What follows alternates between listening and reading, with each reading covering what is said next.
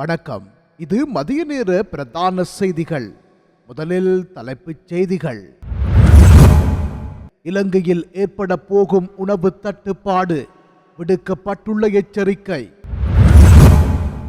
25,000 ரூபாய் நிவாரண கொடுப்பனவில் முறைகேடுகளோ குளறுபடிகளோ இடம்பெறவில்லை என யாழ் மாவட்ட அரசாங்க அதிபர் தெரிவிப்பு. மீண்டும் மீண்டும் இடப்பெயர்வுக்கு உள்ளாகும் வன்னி மக்கள், சுரேஷ் பிரேமச்சந்திரன் ஆதங்கம்.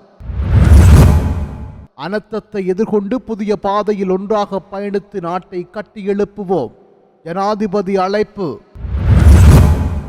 அனர்த்தத்தின் போது ஜனாதிபதி அரசியல் தலைமைத்துவம் வழங்க தவறிவிட்டார், கபீர் காசிம் குற்றச்சாட்டு. இலங்கை கோரியுள்ள 200 மில்லியன் அமெரிக்க டாலர் பரிசீலிக்கும் IMF. யாழ்ப்பாணம் வடமராட்சி கிழக்கு கடலில் இந்திய கடற்தொழிலாளர்கள் அட்டகாசம். தொடர்வன விரிவான செய்திகள். யாழ்ப்பாணம் மாவட்டத்தில் வெள்ள அனர்த்தத்தின் போது பாதிக்கப்பட்ட குடும்பங்களுக்கு வழங்கப்படுகின்ற 25,000 ரூபாய் கொடுப்பனவு முறைகளில் முறைகேடுகளோ குளறுபடிகளோ ஊழல் சார்ந்த செயற்பாடுகளோ இடம்பெறவில்லை என யாழ் மாவட்ட அரசாங்க அதிபர் மருதலிங்கம் பிரதீபன் தெரிவித்துள்ளார்.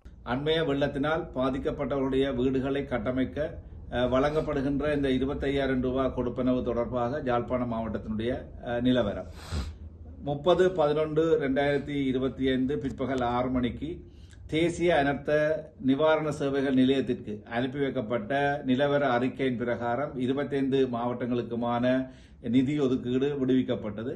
அந்த வகையிலே எங்களுடைய யாழ்ப்பாணம் மாவட்டத்திற்கு 14,624 குடும்பங்கள் பாதிக்கப்பட்டதாக நாங்கள் அறிக்கை செய்யப்பட்டிருந்தோம். அந்த அறிக்கையின் பிரகாரம் 365.6 மில்லியன் ரூபாய் எங்களுடைய மாவட்டத்துக்கு ஒதுக்கீடு செய்யப்பட்டது. இந்த வெள்ள நிலவரத்திலிருந்து மக்களை உடனடியாக மீண்டெழுவதற்குரிய நடவடிக்கைகளை முன்னெடுப்பதற்காக அரசாங்கத்தினாலே இந்த நிதி ஒதுக்கீடு உடனடியாக வழங்கப்பட்டதன் அடிப்படையிலே எமக்கு கிடைக்கப்பட்ட நிதி ஒதுக்கீடும் பிரதேச செயலக ரீதியாக பாதிப்புகளின் விவரங்களின் எண்ணிக்கையின் அடிப்படையிலே உடனடியாகவே அந்த நிதி பிரதேச செயலகங்களுக்கு வழங்கப்பட்டு தொடர் நடவடிக்கை எங்களால் முன்னெடுக்கப்பட்டது. இதே வேளையிலே யாழ்ப்பாணம் மாவட்டத்திலே வீடுகள் பாதிக்கப்பட்ட எண்ணிக்கைகளை நாங்கள் பிரதேச செயலகத்திலிருந்து கோரியிருந்த போது 12,108 வீடுகள் பாதிக்கப்பட்டிருந்ததாக அவர்களால் எங்களுக்கு அறிக்கை செய்யப்பட்டிருந்தது. கிராம அலுவலர்கள், பொருளாதார அபிவிருத்தி உத்தியோகத்தர்கள், அனர்த்த நிவாரண சேவைகள் உத்தியோகத்தர்களுடைய உறுதிப்படுத்தலுடைய இந்த கொடுப்பனவு ஒவ்வொரு பயனாளிகளுக்கும் உரிய விண்ணப்ப படிவங்கள் பூர்ணப்படுத்தப்பட்டு அவர்களுடைய உறுதிப்படுத்தலின் பின்னரே இதற்குரிய 25,000 ரூபாய் கொடுப்பனவு பிரதேச செயலாளர்களே வழங்கப்பட இருக்கின்றது. இதேவேளை இன்று எங்களுக்கு 5/12/2025 இன்று பிற்பகல் 5 மணிக்கு கிடைக்கப்பட்டிருக்கின்ற இந்த அனர்த்த நிவாரண சேவைகள் நிலையத்தினுடைய கடிதத்தின் பிரகாரம் இந்த சுற்றறிக்கைக்கு அமைவாக மேலதிக சில தகவல்களையும் அவர்கள் உள்ளடக்கி இருக்கின்றார்கள். முற்றிலும் சேதமடைந்த வீடுகள், பகுதி சேதமடைந்த வீடுகள், வீடுகளுக்கு சேதம் ஏற்படாவிட்டாலும் சிறிய வெள்ளத்தால் பாதிக்கப்பட்ட வீடுகளையும் இந்த கொடுப்பனவு பகுதிக்குள்ளே உள்ளடக்குமாறு இந்த கடிதம் மூலம் எங்களுக்கு தெரிவிக்கப்பட்டிருக்கின்றது. இந்த விவரங்கள் தற்போது பிரதேச செயலாளருக்கும் அனுப்பி வைக்கப்பட்டிருக்கின்றது. ஆகவே ஏற்கனவே குறிப்பிட்டது போல அந்த படிவங்களிலே கிராம மட்ட உத்தியோகத்தர்கள் இருவர், கிராம அலுவலர், பொருளாதார அபிவிருத்தி உத்தியோகத்தர் மற்றும் அந்த பிரதேசத்திற்கு பொறுப்பான அனர்த்த நிவாரண சேவைகள் உத்தியோகத்தருடைய ஒப்பங்களை பெற்றுக்கொள்வதன் மூலம் அந்த தகுதியான பயனாளி மட்டுமே இந்த கொடுப்பனவை பெற்றுக்கொள்வதற்கான நடவடிக்கைகள் பிரதேச செயலாளர்கள் எடுக்கப்பட்டு அதற்குரிய அறிவுறுத்தல்கள் எங்களாலே உரிய முறையிலே பிரதேச செயலகத்துக்கு வழங்கப்பட்டிருக்கின்றது. பிரதேச செயலகங்களுக்கு வழங்கப்பட்டிருக்கின்ற அந்த நிதி சரியான முறையிலே அந்த 25,000 ரூபாய் கொடுப்பனவு வழங்கப்பட்ட பின்னர் மேலதிகமாக எங்களுக்கு அந்த நிதி ஒதுக்கீடு இருக்குமாக இருந்தால் அந்த நிதி ஒதுக்கீடு மீள அனர்த்த நிவாரண சேவைகள் நிலையத்திற்கு எம்மால் அனுப்பி வைக்கப்படும். ஆகவே பிரதேச செயலாளர்கள் தற்போது இந்த கிடைக்கப்பட்டிருக்கின்ற கடிதங்கள் சுற்றறிகளுக்கு அமைவாக தங்களுடைய பிரதேசங்களிலே இருக்கின்ற பயனாளிகளை உரிய படிவங்களை நிரப்புவதன் மூலம் சரியான பயனாளிகளை அடையாளம் காணுகின்ற செயற்பாடுகளை தொடர்ச்சியாக மேற்கொண்டு வருகின்றனர். யாழ்ப்பாணம் மாவட்டத்தினை பொறுத்தவரையிலே 7.9% இந்த வெள்ள அனர்த்தத்தினாலே பாதிக்கப்பட்டிருக்கின்றார்கள். யாழ்ப்பாணம் மாவட்டம் வடக்கு மாகாணத்தினுடைய ஏனைய மாவட்டங்களோடு ஒப்பிடுகின்ற போது சனத்தொகையை மிக அதிக அளவிலே கொண்டிருக்கின்ற காரணத்தினாலே இத்தகைய பாதிப்பின் போது எங்களுடைய மாவட்டத்திற்கான நிதி ஒதுக்கீடு 365.6 மில்லியன் ரூபாவாக கிடைக்கப்பட்டிருக்கின்றது. அந்த வகையிலே உண்மையிலே இந்த வெள்ள அனர்த்தம் ஏற்பட்ட போது எங்களுடைய மாவட்டத்தினுடைய பிரதேச செயலாளர்கள், கிராம மட்ட உத்தியோகத்தர்கள் மற்றும் பிரதேச செயலகத்தினுடைய உத்தியோகத்தர்கள், மாவட்ட செயலகத்தினுடைய அனைத்து தர உத்தியோகத்தர்களும் இந்த செயற்பாடுகளிலே இரவு பகல் பாராது மிக அர்ப்பணிப்போடு இந்த மாவட்டத்திலே பாதிக்கப்பட்டிருக்கின்ற மக்களை உரிய முறையிலே மீண்டெழுந்து அவர்களை சரியான வழிகாட்டுதலை வழங்குவதற்காக இரவு பகல் பாராது அர்ப்பணிப்போடு செயற்பட்டிருக்கின்றார். உத்தியோகப்பற்ற உறுதிப்படுத்தப்படாத இவ்வாறான தகவல்களை வெளியிடுகின்ற போது இவ்வாறு கடமையாற்றுகின்ற அர்ப்பணிப்போடு கடமையாற்றுகின்ற உத்தியோகத்தர்கள் உண்மையிலே மன உளைச்சலுக்கு உள்ளாகக்கூடிய ஒரு நிலைப்பாடு இருக்கின்றது. ஆகவே அந்த வகையிலே இந்த மாவட்டத்திலே நாங்கள் இவ்வளவு வெள்ள பாதிப்பு ஏற்பட்டிருக்கின்ற மக்களை அனைவரும் ஒன்றிணைந்து அவர்களை இந்த சரியான முறையிலே ஆற்றுப்படுத்தக்கூடிய செயற்பாடுகளை முன்னெடுத்திருக்கின்றோம். பிரதேச செயலாளருக்கு இந்த வெள்ள அனர்த்தத்தின் போது 25,000 ரூபாய் கொடுப்பனவை பெறுவதற்கு தகுதிப்பான குடும்பங்களை தெரிவு செய்கின்ற போது அந்த விவரங்களை கிராம அலுவலகங்களிலே பிரதேச செயலகங்களிலே காட்சிப்படுத்துமாறு அறிவித்திருக்கின்றோம். இத்தகைய கொடுப்பனவு நடைமுறைகளிலே எவ்விதமான முறைகேடுகளோ குளறுபடிகளோ ஊழல் சார்ந்த செயற்பாடுகளோ இடம்பெறுவதற்குரிய வாய்ப்பும் இல்லை. அவ்வாறான சந்தர்ப்பங்கள் ஏற்படுத்தப்படுவதும் இல்லை. அவ்வாறு எந்தவிதமான செயற்பாடுகளும் யாழ்ப்பாணம் மாவட்டத்திலே முன்னெடுக்கப்படாது என்பதனை இந்த சந்தர்ப்பத்திலே அனைவருக்கும் தெரிவித்துக் கொள்கின்றேன். வன்னி மக்கள் இத்தனை வருடத்தில் பல இடப்பெயர்வுகளை சந்தித்தவர்கள். இந்த நிலையில் அவர்கள் மீண்டும் மீண்டும் இடப்பெயர்வுக்கு உள்ளாகுவது என்பது ஒரு பெரிய சுமை என ஜனநாயக தமிழ் தேசிய கூட்டணியின் பங்காளி கட்சி தலைவரான சுரேஷ் பிரேமச்சந்திரன் தெரிவித்துள்ளார். யாழ்ப்பாண ஊடக அமையத்தில் நேற்று நடைபெற்ற ஊடக சந்திப்பில் கருத்து தெரிவிக்கும் போது சுரேஷ் பிரேமச்சந்திரன் இதனை குறிப்பிட்டுள்ளார். இதுகுறித்து அவர் மேலும் தெரிவிக்கையில், வடக்கு மாகாணத்தில் ஏற்பட்டுள்ள பாதிப்புகளையும் அதற்கு எவ்வாறான நிவாரணங்களை கொடுப்பது பற்றியும், முல்லைத்தீவு மன்னாரில் ஏற்பட்டுள்ள மிக பாரதூரமான இழப்புகளுக்கு உடனடியாக என்ன செய்வது என்பது தொடர்பாகவும், இரண்டாவது கட்டமாக என்ன செய்வது என பல விடயங்களை ஆலோசித்து இருந்தோம். வடக்கு மாகாண மக்களின் தேவைகளை உள்ளடக்கிய கோரிக்கை கடிதத்தையும் சமர்ப்பித்ததுடன் அதன் பிரகாரம் வடகிழக்கு மாகாணங்களை எதிர்காலத்தில் பாரிய பாதிப்புகள் வருவதிலிருந்து எவ்வாறு பாதுகாப்பது என்பது தொடர்பாகவும் இப்போதுள்ள நிலைமைகளை சீர் செய்வது தொடர்பாகவும் பேசியிருந்தோம். இந்த அனர்த்தம் ஏற்பட்ட பின்னர் இந்திய அரசினால் கொழும்பு ஊடாகவும் திருகோணமலை ஊடாகவும் பாதிக்கப்பட்ட மக்களுக்கு நிவாரணங்கள் கொண்டுவரப்பட்டமைக்கு தமிழ் மக்கள் சார்பாக நன்றிகளை தெரிவித்தோம். விவசாயம் பெருமளவில் பாதிக்கப்பட்டு இருக்கின்றது. அடுத்த மாதங்களில் நிச்சயமாக பொருளாதார பின்னடைவை சந்திக்கவிருக்கின்றோம். வடக்கில் ஆயிரக்கணக்கான கால்நடைகள் இறந்திருக்கிறது. அதனுடைய முழுமையான விவரங்கள் இதுவரை தெரியவில்லை. அந்த விவசாயிகள் பண்ணையாளர்களுக்கு பாரிய நட்டம் ஏற்பட்டுள்ளது.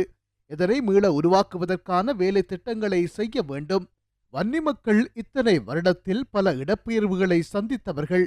இந்த நிலையில் அவர்கள் மீண்டும் மீண்டும் இடப்பெயர்வுக்கு உள்ளாகுவது என்பது ஒரு பெரிய சுமை. அவர்களுக்கு உதவுவதற்கு இந்தியா செயல்பட வேண்டுமென அவர் குறிப்பிட்டுள்ளார். நாட்டில் நிலவிய அதிதீவிர வானிலையினால் அடுத்த ஆண்டு கடுமையான உணவு பற்றாக்குறை ஏற்பட வாய்ப்புள்ளதாக தேசிய விவசாய சம்மேளன தலைவர் அனுராத தென்னக்கோன் தெரிவித்துள்ளார். நேற்று நடைபெற்ற ஊடகவியலாளர் சந்திப்பில் கலந்து கொண்டு கருத்து வெளியிடுகையிலேயே அவர் இதனை குறிப்பிட்டுள்ளார். இங்கு அவர் மேலும் தெரிவிக்கையில், அந்த அனர்த்தத்தினால் விவசாயத்துறை கடுமையாக பாதிக்கப்பட்டுள்ளதுடன் மரக்கறிகள் மற்றும் பழசெய்கையும் பாதிக்கப்பட்டுள்ளது. குறிப்பாக மட்டக்களப்பு, குருநாகல், புலனறுவை ஆகிய மாவட்டங்களில் நெற்றிகைக்கு அதிக சேதம் ஏற்பட்டுள்ளது. அதன்படி மட்டக்களப்பில் பல நூற்றுக்கணக்கான ஏக்கர் வயல் நிலங்கள் முழுமையாக சேதமடைந்துள்ளன. கிட்டத்தட்ட 2,53,000 ஏக்கர் விவசாய நிலங்கள் முழுமையாகவும் 4,20,000 ஏக்கர் வயல் நிலங்கள் பகுதி அளவிலும் சேதமடைந்துள்ளது. மரக்கறி பயிற்சிகைக்கு பயன்படுத்தப்பட்ட 30,000 ஏக்கர் முழுமையாகவும் 33,000 ஏக்கர் பகுதி அளவிலும் அழிவடைந்துள்ளது.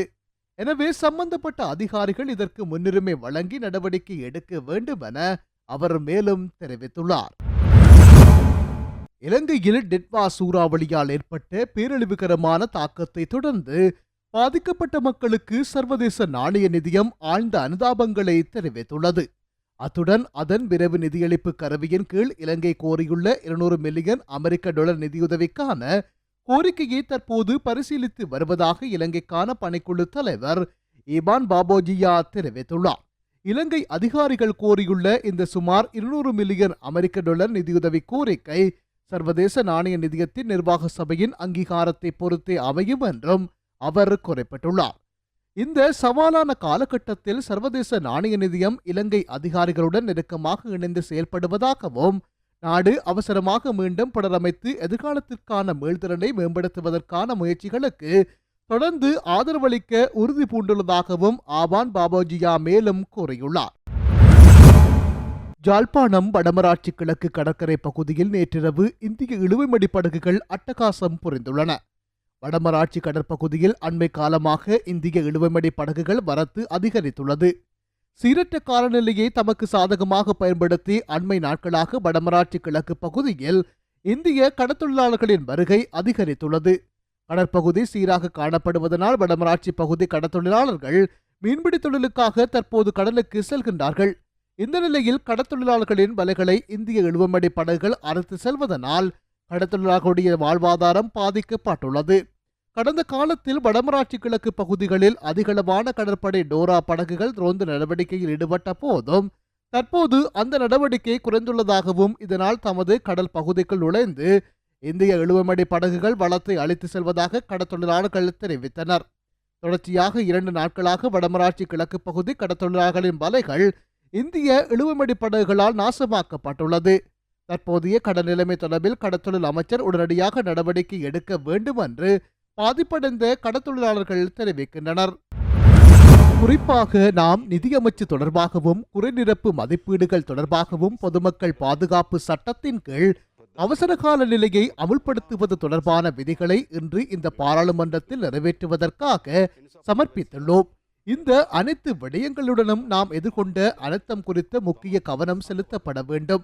நமது நாடு பல சந்தர்ப்பங்களில் இதுபோன்ற பேரழிவுகளை சந்தித்துள்ளது. சில சந்தர்ப்பங்களில் கடற்கரை பகுதிகளில் அனர்த்தம் ஏற்படும் போது மலையக பிரதேசங்களில் வசிக்கும் மக்களும் ஏனைய மாகாணங்களில் வசிக்கும் மக்களும் கவலை அடைகின்றார்கள். மத்திய மலைநாட்டில் இந்த அனர்த்தம் ஏற்படும் போது ஏனைய மாகாணங்களில் உள்ள மக்களும் கவலை அடைகிறார்கள். ஆனால் தற்போது ஒரு சில மாவட்டங்களை தவிர ஏனைய அனைத்து மாவட்டங்களிலும் பெரும் எண்ணிக்கையிலானோர் இந்த அனர்த்தத்தினால் பாதிக்கப்பட்டுள்ளனர். எனவே மக்கள் தமது கவலையை மறைத்து இந்த பணியில் பங்களிக்கின்றார்கள். இந்த சந்தர்ப்பத்தில் நம்மோடு வாழ வேண்டிய மக்கள் மறைந்துள்ளனர் என்பதை நாம் அறிவோம். இந்த சந்தர்ப்பத்தில் தமது குழந்தைகள் மற்றும் உறவினர்களுடன் நெருக்கமாக வாழ வேண்டிய மக்களை நாம் இழந்து விட்டோம். மேலும் சில இடங்களில் ஒட்டுமொத்த கிராமமும் இந்த பேரழிவால் அழிந்துள்ளன. இன்னும் சில இடங்களில் குடும்பமாக பாதிக்கப்பட்டுள்ளன. எனவே இந்த பேரழிவு அண்மைய காலங்களில் நம் நாட்டில் நாம் கண்ட மிகப்பெரிய பேரழிவாகும். நாட்டு மக்களின் இதயங்கள் அதிர்ச்சியினால் நிரம்பியுள்ளன. அவர்கள் மிகுந்த வேதனை உணர்வுடன் உள்ளனர். கண்ணீரால் அவற்றை முழுமையாக வெளிப்படுத்த முடியாது. பலர் இறந்துவிட்டனர். அவர்களின் உடல்கள் கண்டுபிடிக்கப்பட்டுள்ளன. சிலர் இறந்துவிட்டனர். ஆனால் அவர்களின் உடல்கள் கண்டுபிடிக்க முடியாத அளவுக்கு அழிக்கப்பட்டுள்ளன. மக்கள் இழப்பும் காணாமல் போவதும் தொடர்பாக நமது சமூகம் ஒரு துயரமான வரலாற்றை கொண்டுள்ளது. நமது நாடு போர்களாலும் இயற்கை பேரழிவுகளாலும் மக்களை இழந்த துயரமான வரலாற்றை கொண்டுள்ளது. ஒருவரின் இழப்பு அவர்களின் நண்பர்கள் மற்றும் உறவினர்களுக்கு எவ்வளவு துயரமானது என்பதை நாம் அறிவோம். நாங்கள் அதை அனுபவித்தவர்கள். யாராவது காணாமல் போனால் அவர்களின் பெற்றோரும் உறவினர்களும் அதை ஏற்றுக்கொள்ள தயாராக இல்லை. அவர்கள் திரும்பி வருவார்கள் என்ற நம்பிக்கையில் பல ஆண்டுகளாக வாழ்கின்றார்கள். மக்கள் காணாமல் போனவர்கள் பற்றிய கவலையுடன் வாழ்ந்து வருகின்றனர். தனிப்பட்ட முறையில் எனக்கும் இதே போன்ற அனுபவம் ஏற்பட்டுள்ளது. ஒரு குடும்பத்திற்கு, உறவினர்களுக்கு, நண்பர்களுக்கு காணாமல் போவது எவ்வளவு கவலை அளிக்கிறது. இந்த நேரத்தில் தங்கள் நண்பர்கள் மற்றும் உறவினர்களை இழந்த வேதனையுடன் கவலையில் வாழ்பவர்கள் உள்ளனர். ஒரு நாடாக நாம் முதலில் அவர்கள் அனைவருக்கும் நமது இரங்கலை தெரிவிக்க வேண்டும். இவ்வாறு இழந்தவர்களில் யாருடைய உயிரையும் நம்மால் மீண்டும் கொண்டு வர முடியாது. அதுதான் கவலையான உண்மை. ஆனால் ஒரு அரசாங்கமாக, மக்களாக நமக்கு ஒரு பொறுப்பு உள்ளது. அனைவரும் இருந்ததை விட சிறந்த ஒரு நாட்டை உருவாக்குவதே நமது எதிர்பார்ப்பாக இருக்க வேண்டும். எனவே நம் நாட்டு மக்களுக்கு மீண்டும் இந்த நிலை ஏற்படாமல் இருக்கவும், இதைவிட சிறந்த ஒரு நாட்டை உருவாக்கவும் நாம் கடுமையாக உழைக்க தயாராக உள்ளோம். இது எம்மிடம் ஒப்படைக்கப்பட்ட பொறுப்பு என்றும் கைவிட முடியாத இதயபூர்வமான அர்ப்பணிப்பு என்றும் நான் நினைக்கின்றேன். எந்த ஒரு பேரழிவும் சொத்துக்களையும் மனித உயிர்களையும் பறித்துவிடும். ஆனால் இந்த நாட்டு மக்களின் மனிதநேயம் எந்த பேரழிவாலும் பறிக்க முடியாத வலுவான குணம் என்பதை இந்த பேரழிவு நமக்கு நிரூபித்துள்ளது. மக்கள் தங்களால் இயன்ற அளவு நன்கொடை வழங்கி வருகின்றனர். மேலும் வெளிநாடுகளில் உள்ள இலங்கையர்கள் இந்த மக்களுக்காக இரவு பகலாக கஷ்டப்பட்டு நிதி திரட்டி வருகின்றனர். 1500 யூனிட் இரத்தம் பற்றாக்குறை இருப்பதாக இரத்த வங்கி அறிவித்த போது 20,000 யூனிட் இரத்தம் வழங்கப்பட்டது. அதுதான் எந்த பேரிடரிலும் அளிக்க முடியாத நமது நாட்டின் மனிதநேயம். உலக வரலாற்றில் வீழ்ச்சியடைந்த எந்த ஒரு நாட்டையும் கட்டியெழுப்புவதில் மக்களின் இலட்சியமும் துணிச்சலும் முக்கிய காரணிகளாக இருந்துள்ளன. இரண்டாம் உலகப் போரில் ஏராளமான உயிர்கள் கொல்லப்பட்ட போது மக்களின் துணிச்சல், அர்ப்பணிப்பு மற்றும் தியாகம் உலகிற்கு அமைதியை கொண்டு வந்தன. முன்னேற்றத்தின் விளிம்பில் இருந்த நாடுகளின் பொருளாதார பாதை உத்திகள் முக்கியமானவை. அதேபோன்று அந்த மக்களின் துணிச்சலான ஈடுபாடு முக்கிய காரணியாக மாறியது. ஜப்பானும் சீனாவும் இந்த வழியில் தான் மீண்டும் எழுச்சி பெற்றன. மக்களின் நம்பிக்கையும் தைரியமும் இந்த நாட்டை கட்டியெழுப்புவதில் நம்மை வழிநடத்தும் என்பதை நாம் கூற விரும்புகிறேன். மேலும் இந்த பேரழிவு ஏற்பட்ட போது இந்த பேரழிவிலிருந்து நமது மக்களை மீட்க முப்படையினரும் போலீசாரும் கடுமையாக உழைத்தனர். கலாபவ பேருந்தில் இருந்த சுமார் 70 பேர் எப்போது தமது உயிரை இழப்போம் என்ற பீதியில் இருந்தனர். சில பாராளுமன்ற உறுப்பினர்கள் வீட்டில் இருந்து கொண்டு 2 அல்லது 3 மணி நேரம் என்று பேஸ்புக்கில் எழுதினர். ஆனால் அந்த நேரம் நமது கடற்படையினர் அந்த மக்களை மீட்கும் பணியில் ஈடுபட்டிருந்தனர். மிகவும் கடினமான சூழ்நிலையில் அவர்கள் அந்த வெள்ள நீரை தோற்கடித்து மக்களை காப்பாற்ற முயற்சித்தனர். இதன் விளைவாக பேருந்தில் இருந்தவர்கள் ஒரு கூரையின் மீது ஏற்றப்பட்டனர். பின்னர் மிக குறுகிய நேரத்தில் பேருந்து அடித்து செல்லப்பட்டது. அந்த நேரத்தில் கடற்படை பயணிக்க படகும் இயங்க முடியாதாகிவிட்டது. இறுதியில் அந்த படகில் இருந்த கடற்படை அதிகாரிகளும் தங்கள் உயிரை காப்பாற்றிக் கொள்ள அந்த கூரையில் ஏற வேண்டியிருந்தது. அவர்கள் 18 மணி நேரத்துக்கு மேலாக ஒரு பாரிய வெள்ளத்தில் ஆஸ்பெஸ்டல் கூரையில் சுமார் 70 பேர் உயிர் பிழைக்க தைரியம் அளித்தனர். மிகவும் கடினமான முயற்சிக்கு பிறகு வெள்ளத்தில் இருந்து மீண்டு வந்தனர். மருத்துவமனையில் அனுமதிக்கப்பட்ட பிறகு ஒருவர் இறந்தார். எங்களிடம் திறமையான முப்படையினரும் போலீசாரும் உள்ளனர். வெட்டுக்குழி பண்ணையில் சிக்கிய குழுவை மீட்க சென்ற 2 படகுகளும் பழுதடைந்தன. இறுதியாக மறுநாள் அதிகாலையில் அவர்கள் மீட்கப்பட்டனர். நொச்சியாகம பகுதியில் 2 இடங்களில் சிலர் சிக்கியிருந்தனர். அனுராதபுர நகரில் மரங்களில் ஏறியிருந்தனர். சில இடங்களில் தென்னை மரங்களில் ஏறி தங்கள் உயிரை காப்பாற்ற முயன்றனர். நமது விமானப்படையினரும் மிகவும் வீரமிக்க செயல்கள் மூலம் அவர்களை மீட்டனர். அதன் பிறகு மாவிலாறு அணை இடியும் அபாயம் உள்ளதாக எமக்கு தகவல் வருகின்றன. நமது சேருவல தேரர் நள்ளிரவு 12 மணிக்கு எனக்கு அழைப்பை ஏற்படுத்தியிருந்தார். நமது அரசியல் அதிகாரிகள் ஏற்கனவே அதில் தலையிட்டுக் கொண்டிருந்தனர். அந்த நேரத்தில் இராணுவம், போலீசார் மற்றும் முற்போக்கான மக்கள் மீண்டும் தலையிட்டு ஆயிரக்கணக்கானவர்களை சேருவல விகாரைக்கு அழைத்து சென்றனர். அந்த நடவடிக்கைகளின் போது மிகவும் துணிச்சலான விமானப்படை அதிகாரி ஒருவர் இறந்தார். அவர்கள் இறக்கும் தருவாயில் கூட மற்றவர்களை பற்றி நினைத்து கொண்டே இறந்தவர்கள். முட்டாள்தனமாக பேசும் இந்த மக்களின் கதைகளால் அன்றி அவ்வாறானவர்களின் கதைகளாலேயே வரலாறு எழுதப்படுகிறது என்பதை நாம் நினைவில் கொள்ள வேண்டும். மேலும் சுண்டிக்குளம் பகுதியில் ஒரு கழிமுகத்தை வெட்டும் மிகவும் கடினமான மற்றும் அபாயகரமான பணியை மேற்கொண்ட 5 கடற்படை அதிகாரிகள் அலைகளில் சிக்கி காணாமல் போனார்கள். பெரும் முயற்சிகள் செய்த போதிலும் இன்னும் அவர்களை கண்டுபிடிக்க முடியவில்லை. மேலும் தர்மாதச என்ற போலீஸ் அதிகாரி பணியில் இருந்தபோது இந்த பேரழிவில் இறந்துள்ளார். அவர்கள் தங்கள் கடமையை செய்ய இரவும் பகலும் கடுமையாக உழைத்தனர்.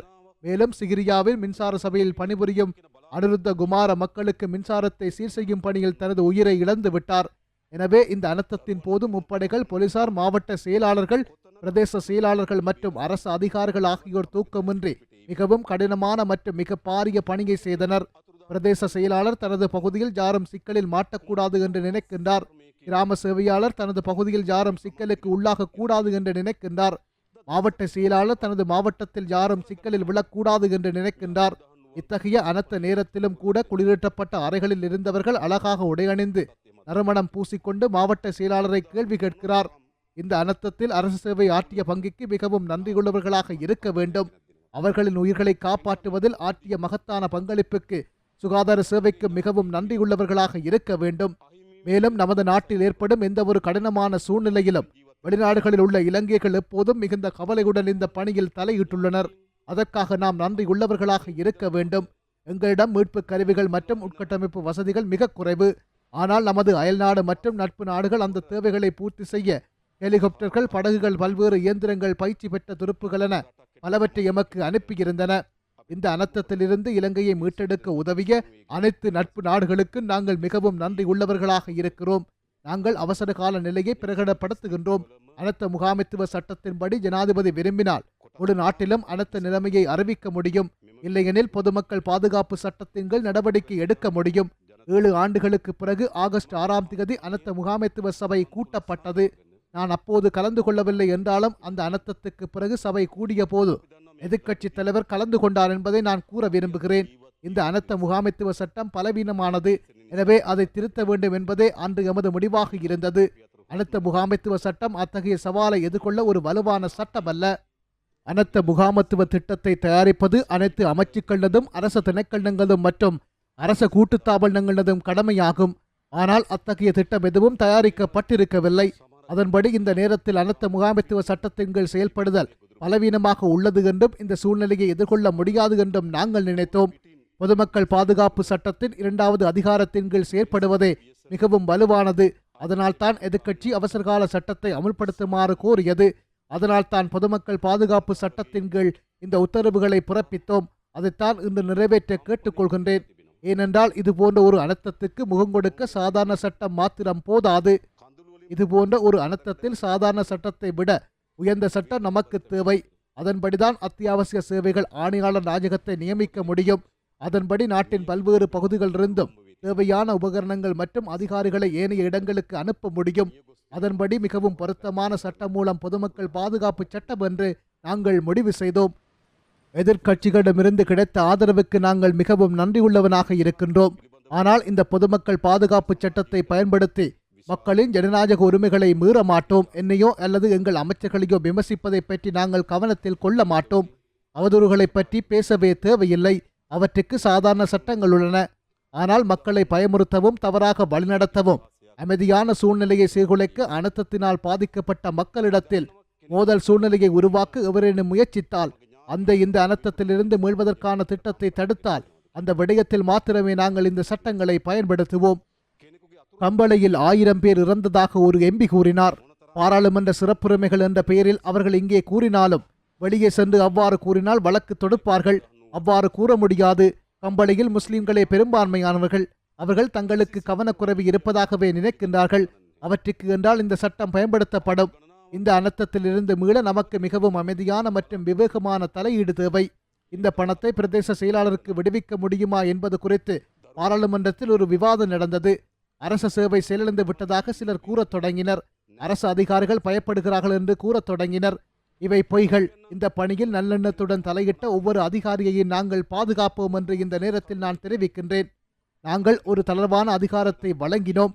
இலங்கையில் முதல் முறையாக ஒரு பிரதேச செயலாளருக்கு 500 லட்சம் வரை செலவிட அதிகாரம் வழங்கப்பட்டது. ஒரு மாவட்ட செயலாளருக்கு 1000 லட்சம் வரை செலவிட அதிகாரம் வழங்கப்பட்டது. ஒரு அமைச்சின் செயலாளருக்கு 1000 லட்சம் வரை செலவிட அதிகாரம் வழங்கப்பட்டது. ஏனென்றால் நாங்கள் இந்த அதிகாரிகளை நம்புகின்றோம். இந்த பேரழிவிலிருந்து அவர்கள் சட்ட விரோதமாக லாபம் ஈட்டுவார்கள் என்று நாங்கள் நினைக்கவில்லை. நாங்கள் அவர்களை வலுவாக நம்புகின்றோம். அரசு ஊழியர்களின் சம்பளத்தை நாங்கள் அதிகரித்துள்ளோம்.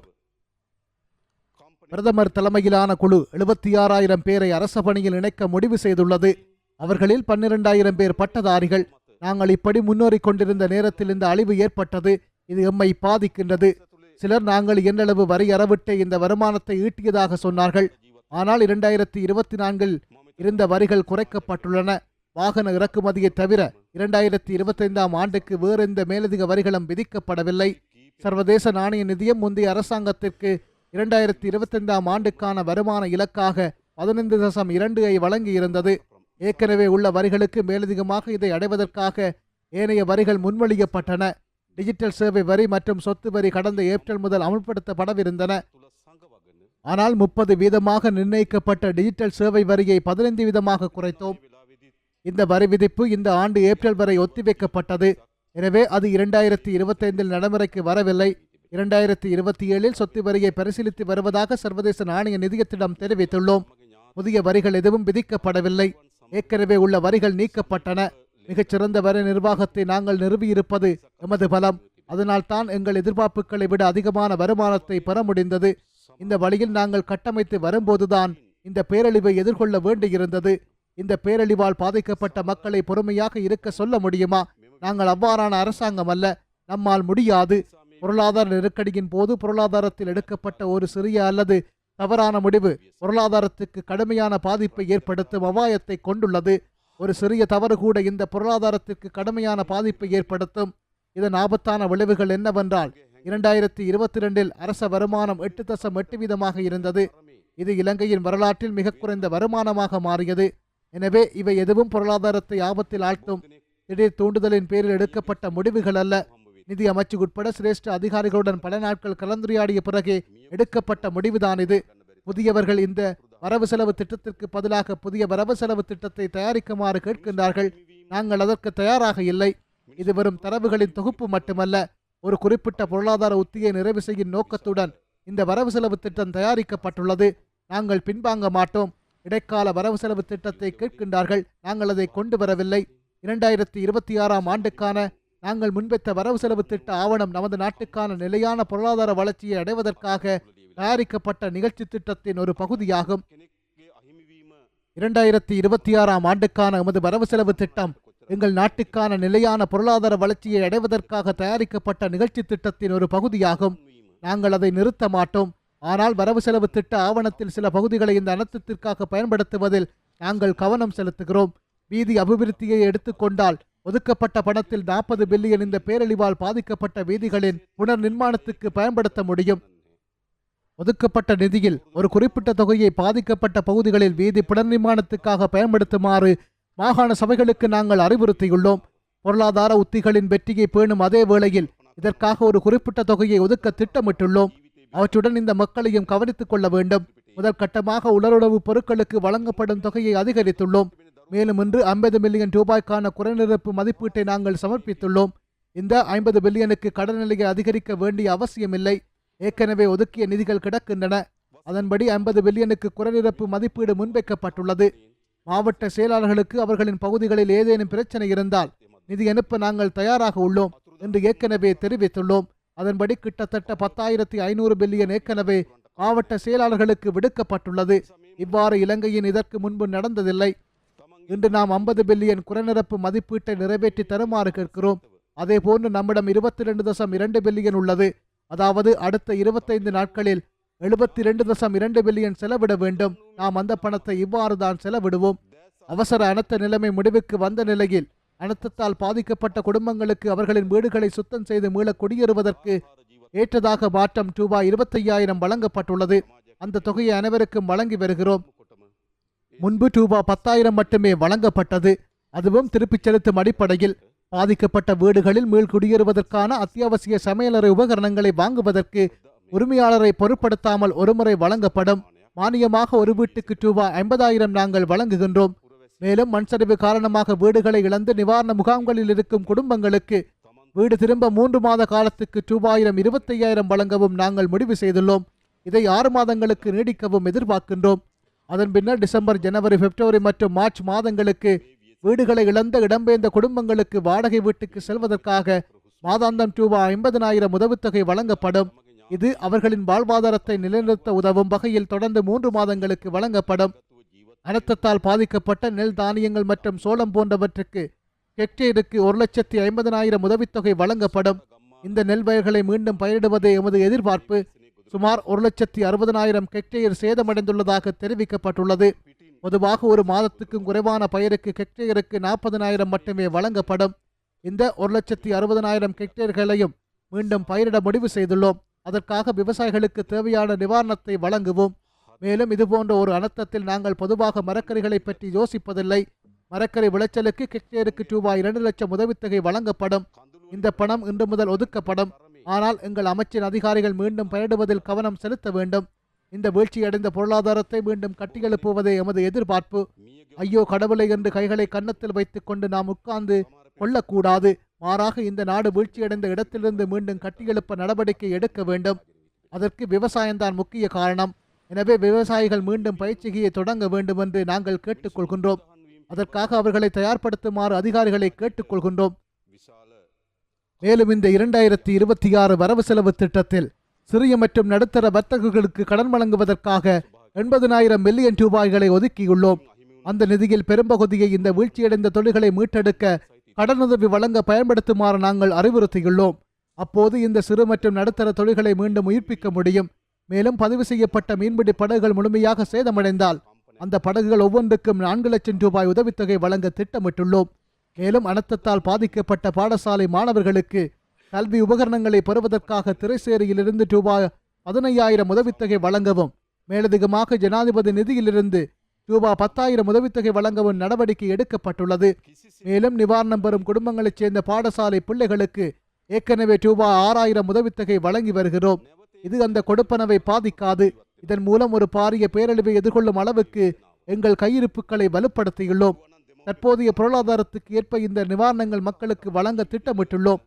அனர்த்தத்தின் தாக்கத்தால் சேதமடைந்த வர்த்தக கட்டிடங்களுக்கு ஒரு அலகுக்கு அதிகபட்சமாக 50 லட்சம் வரை இழப்பீடு வழங்க நாங்கள் நடவடிக்கை எடுத்துள்ளோம். அனர்த்தத்தின் தாக்கத்தால் முழுமையாக சேதமடைந்த வீடுகளுக்கு புதிய வீடு கட்ட 50 லட்சம் வழங்கப்படும். காணி இல்லை என்றால் அரச நிலம் வழங்கப்படும். காணி வழங்க காணி இல்லை என்றால் வீடு கட்டுவதற்கு வழங்கப்படும். இழப்பீட்டுத் தொகைக்கு கூடுதலாக காணியை பெற 50 லட்சம் வரை உதவித்தொகை வழங்கப்படும். அனர்த்தத்தின் தாக்கத்தால் பகுதியளவு சேதமடைந்த வீடுகளை புனர்நிர்மாணம் செய்ய அதிகபட்சமாக ரூபாய் 25 லட்சம் வழங்க எதிர்பார்க்கின்றோம். ரூபாய் 10, 15, 20, 25 லட்சம் என 4 பிரிவுகளின் கீழ் இந்த பணத்தை வழங்க நாங்கள் நடவடிக்கை எடுத்துள்ளோம். அனர்த்தத்தினால் ஏற்பட்ட உயிரிழப்புக்காக அவர்களின் உறவினர்களுக்கு ரூபாய் 10 லட்சம் உதவித்தொகை வழங்க முடிவு செய்துள்ளோம். 25ஆம் தேதி ரூபாய் 72.2 பில்லியன் நிதியுதவி வழங்கும் பணி செயல்படுத்த உள்ளது. இன்று 2026 வரவு செலவு திட்ட ஆவணத்தை நிறைவேற்றினோம். இது ஜனவரி முதல் செயல்படுத்தப்படும். அந்த வரவு செலவு திட்டத்தில் ரூபாய் 500 பில்லியன் குறைநிரப்பு மதிப்பீட்டை கொண்டு வர எதிர்பார்க்கின்றோம். நாங்கள் ஏற்கனவே IMF உடன் நீடிக்கப்பட்ட கடன் வசதிக்குள் செயல்பட்டு வருகின்றோம் என்பதை நாம் அனைவரும் அறிவோம். இந்த ஒப்பந்தங்கள் சர்வதேச அளவுகோல்களை அடிப்படையாக கொண்ட ஒப்பந்தங்கள். அந்த ஒப்பந்தங்களை மாற்ற ஒரு மறு ஆய்வு தேவை. இப்போது நாங்கள் 5வது மீளாய்வை கொடுத்து ஒரு அதிகாரிகள் மட்டத்திலான இணக்கப்பாட்டை எட்டியுள்ளோம். இது 15ஆம் தேதி அவர்களின் பணிப்பாளர் குழுவிற்கு வழங்க திட்டமிட்டிருந்தது. ஆனால் இப்போது நிலைமை வேறுபட்டது. நாங்கள் முன்பு எட்டிய அதிகாரிகள் மட்டத்திலான இணக்கப்பாட்டிலிருந்து ஒரு வேறுபாடு ஏற்பட்டுள்ளது. டிசம்பர் மாத கூட்டத்தை ஜனவரி அல்லது பிப்ரவரி மாதத்துக்கு ஒத்திவைக்க சர்வதேச நாணய நிதியம் எங்களுக்கு பரிந்துரைத்துள்ளது. அதற்கு நாங்கள் ஒப்புக்கொண்டோம். டிசம்பரில் எங்களுக்கு 342 பில்லியன் டாலர் தொகை தவணையாக கிடைக்கவிருந்தது. அந்த தவணையை அதிகரிப்பது குறித்து நாங்கள் ஆலோசித்து வருகிறோம். அந்த தவணையை அதிகரிக்க எங்களுக்கு கலந்துரையாடலும் நேரமும் தேவை. இருப்பினும் உடனடி டாலர் தேவைக்கு நிதி வழங்க சர்வதேச நாணய நிதியத்திடம் இருந்து 200 மில்லியன் டாலர் நிவாரணம் கோரியுள்ளோம். அவர்கள் அதற்கு சிறப்பாக பதிலளிப்பார்கள் என்று நாங்கள் நம்புகின்றோம். சிறு மற்றும் நடுத்தர நிறுவனங்களை மீண்டும் கட்டியெழுப்ப தேவையான நிதியை வழங்க ஆசிய அபிவிருத்தி வங்கியுடன் நாங்கள் கலந்துரையாடியுள்ளோம். பாராளுமன்றத்தை ஜனவரி 6ஆம் தேதி வரை ஒத்திவைக்க ஒப்புக்கொள்ளப்பட்டுள்ளது. அவசரகால சட்டத்தின் கீழ் பாராளுமன்றத்தை கூட பிரதமருக்கு அதிகாரம் உள்ளது. அதன்படி 19ஆம் தேதி மேற்படி குறைநிரப்பு மதிப்பீடுகளை நிறைவேற்றுமாறு பாராளுமன்றத்தை கேட்டுக்கொள்கின்றோம். நமது உட்கட்டமைப்பு வசதிகள் பெரும் வீழ்ச்சி ஏற்பட்டுள்ளது. இந்த உட்கட்டமைப்பு வசதியை மேம்படுத்துவதற்கு நிதி ஒதுக்க வேண்டும். டிசம்பர் 31ஆம் தேதிக்குள் 30 பாலங்களின் கட்டுமானத்தை முடிக்க திட்டமிட்டுள்ளோம். நமது பாதை கட்டமைப்பு இடையான இணைப்பை மீண்டும் ஏற்படுத்த வேண்டும். வீதி அபிவிருத்தி அதிகார சபை ஏற்கனவே இதற்காக மிகவும் முறையான திட்டத்தை தயாரித்துள்ளது. அதன்படி இந்த வீழ்ச்சியடைந்த வீதி கட்டமைப்பை மேம்படுத்தும் திறன் எங்களிடம் உள்ளது. மேலும் தடைப்பட்ட சுமார் 87% மின்சார இணைப்புகளை மீளமைக்கவும் எம்மால் முடிந்தது. மகியங்கனை 132 வோல்டேஜ் மின்மாற்றி அமைப்பின் வீழ்ச்சி காரணமாக அம்பாறை, மட்டக்களப்பு, மகியங்கனை போன்ற பகுதிகளுக்கு மின்சாரம் துண்டிக்கப்பட்டுள்ளது. மின்சார விநியோகத்தை மீட்டெடுக்க நாங்கள் கடுமையாக உழைத்து வருகின்றோம். மேலும் தகவல் தொடர்பு மற்றும் நீர் விநியோக கட்டமைப்புகளை மீட்டெடுக்க பணிகள் நடந்து வருகின்றன. இந்த வழியில் பேரழிவுக்கான மக்களின் வாழ்க்கையை மீண்டும் கட்டியெழுப்புவதே எங்கள் முதன்மை தேவையாக மாறியுள்ளது. மேலும் நம் பொருளாதாரத்தை மீண்டும் தொடங்க வேண்டும். நாட்டுக்கு நாம் பொறுப்பு. இதற்காக இரவு பகலும் திட்டங்களை வகுத்து உழைக்கின்றோம். மேலும் மீள்கட்டமைப்புகளை ஜனாதிபதி செயலணியை நிறுவ நாங்கள் எதிர்பார்க்கின்றோம். நிதி திரட்ட அந்த ஜனாதிபதி செயலணியின் கீழ் ஒரு குழு உருவாக்கப்பட வேண்டும். இந்த நிதி கடத்தல்காரர்களால் செலவிடப்படுகிறது என்று இந்த பாராளுமன்றத்தில் கூச்சலிடுவதை நான் பார்த்தேன். இல்லை, இந்த நிதியத்தின் கணக்கு இன்னும் திரைசேரி செயலாளரின் பெயரில் உள்ளது. பணம் ஒருங்கிணைந்த நிதியில் வரவு வைக்கப்படுகிறது. இந்த பணத்தை நிதி திரட்டும் குழு அல்ல, பாராளுமன்றமே செலவிட வேண்டும். ஆனால் நாங்கள் ஒரு சட்டபூர்வ நிதியத்தை உருவாக்குகின்றோம். நிதி நிர்வாக சட்டத்தின்படி நீங்கள் விரும்பியபடி நிதியை உருவாக்க முடியாது. ஒரு நிதியத்தை நிறுவுவதற்கு பாராளுமன்ற சட்டம் தேவை என்று ஒரு புதிய சட்டம் வந்துவிட்டது. சுனாமி நிதியத்திற்கு என்ன நடந்தது என்பதை பார்த்த பிறகு இதுபோன்ற சட்டங்கள் இயற்றப்பட்டன. வரலாற்றில் இந்த நாட்டில் நிதிகள் மிகவும் பாரபட்சமான முறையில் பயன்படுத்தப்பட்டுள்ளன. சட்டத்தை மீறி நிதியங்கள் உருவாக்கப்பட்டிருப்பதை நான் கண்டிருக்கின்றேன். அது நடக்கவில்லை. நிதி சேகரிக்க நாங்கள் ஒரு குழுவை நியமித்துள்ளோம். சிலர் தங்கள் கொடூரமான ஆசைகளுக்காக இந்த நிதியை பற்றி சந்தேகங்களை உருவாக்குகின்றார்கள். கடத்தற்காரர்கள் இருப்பதாக அவர்கள் கூறுகின்றார்கள். இந்த பாராளுமன்றத்தில் ஒரு ஆளுங்கட்சியும் ஒரு எதிர்க்கட்சியும் உள்ளன. இந்த பேரழிவிலிருந்து மீண்டும் இதுபோன்ற பேரழிவு ஏற்படாமல் தடுக்க தேவையான நடவடிக்கைகளை எடுக்க நாம் ஒரு நிகழ்ச்சி நிரலுக்கு செல்ல வேண்டும். எனவே இந்த பாராளுமன்றத்தில் அரசாங்கத்தையும் எதிர்க்கட்சியையும் விட்டு விலகி 3 முதல் 4 ஆண்டுகளுக்கு ஒரு தேசிய சபையாக செயல்படுமாறு கேட்டுக்கொள்கின்றேன். அரசியல் பிரச்சனைகளை அரசியல் களத்திலிருந்து பேசுவோம். இந்த பேரழிவை எதிர்கொண்டாலும் ஒரு பொதுவான நிகழ்ச்சி நிரலை கொண்டு வந்து நாடு மாறியுள்ள இந்த பேரழிவிலிருந்து மீள்வதற்கு உழைப்போம். எனவே பொதுமக்களை பிரதிநிதித்துவப்படுத்தும் ஒவ்வொரு பாராளுமன்ற உறுப்பினரும் ஒரு தேசிய சபையாக செயல்பட்டு அடுத்த 3-4 ஆண்டுகளில் இந்த பிரச்சனையை நிலையான முறையில் தீர்க்க வேண்டும் என்று நான் அழைக்கின்றேன். நமது தொழிலதிபர்கள் மற்றும் வர்த்தகர்களையும் அதில் எங்களுடன் இணையுமாறு நாங்கள் அழைக்கின்றோம். நாட்டில் இடம்பெற்ற அனர்த்தத்தை முகாமைத்துவம் செய்யும் அதிக அதிகாரம் அனர்த்த முகாமைத்துவ கவுன்சிலுக்கே இருக்கின்றது. ஆனால் அனர்த்தம் தொடர்பில் முன்னெச்சரிக்கை விடுக்கப்பட்ட போதும் அதனை கூட்டி நடவடிக்கை எடுப்பதற்கு ஜனாதிபதி தவறியிருக்கின்றார். அதனால் இடம்பெற்ற அனர்த்தத்தை கட்டுப்படுத்த தேவையான அரசியல் தலைமைத்துவம் வழங்கப்படவில்லை என்பது தெளிவாகிறது என எதிர்க்கட்சி உறுப்பினர் கபீர் காசிம் தெரிவித்துள்ளார். பாராளுமன்றத்தில் நேற்றைய தினம் இடம்பெற்ற 2026ஆம் ஆண்டுக்கான வரவு செலவு திட்டத்தில் பெருந்தோட்ட மற்றும் சமூக உட்கட்டமைப்பு வசதிகள் அமைச்சு, வர்த்தக வாணிப அமைச்சு, உணவு பாதுகாப்பு மற்றும் கூட்டுறவு அபிவிருத்தி அமைச்சு மற்றும் நிதி திட்டமிடல் மற்றும் பொருளாதார அபிவிருத்தி அமைச்சுகளுக்கான நிதி ஒதுக்கீடுகள் மீதான குழுநிலை விவாதத்தில் உரையாற்றுகையிலேயே அவர் இவ்வாறு தெரிவித்துள்ளார்.